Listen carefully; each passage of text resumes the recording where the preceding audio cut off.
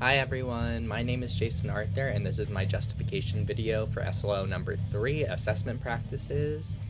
If I look a little disheveled right now, please bear with me. I am fresh off of having the flu the entire week, so I'm just trying to grind through the work and get back on track.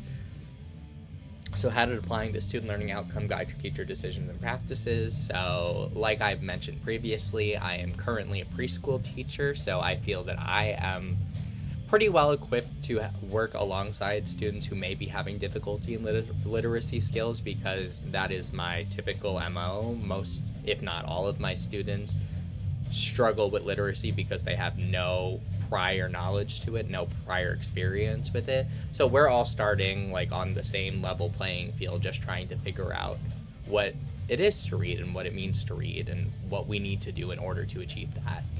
So a big part of my everyday, aside from just like basic alphabet and numbers and stuff like that, would be focusing in the reading comprehension and phonics, because I view those as such building block skills for students at this age, because this is setting them up for everything else that they're going to learn throughout the entire duration of their academic journey.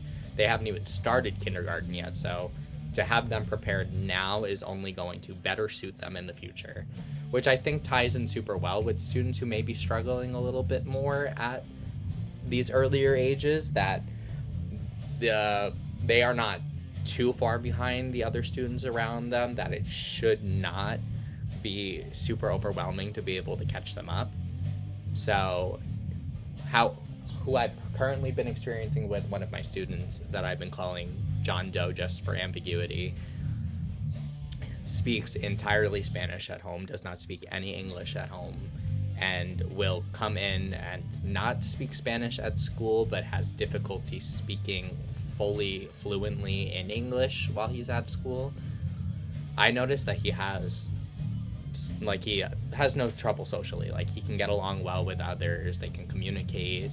I'm not sure what they are doing in order to like fully encapsulate that, but it's nice to see that he can work socially. It's just academically where he seems to suffer a bit, because he does not have any sort of piqued interest in it. Not that he doesn't understand it, but that he has no desire to try to do more with it.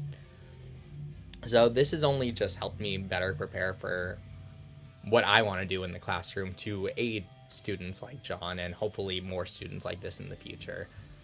I have already looked at a lot of different strategies that I can do to assess students, some modifications I can make to my classroom in order to help make that transition into learning these skills a little bit easier for him and others like him.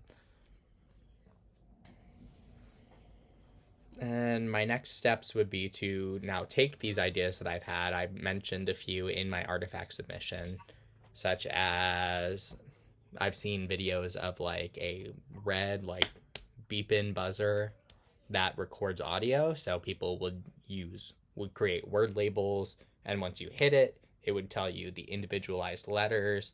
So say if we had the word bat up here, we would have a B, A, T, a picture of a bat, and then the phonics that go along with it. Bat, all together.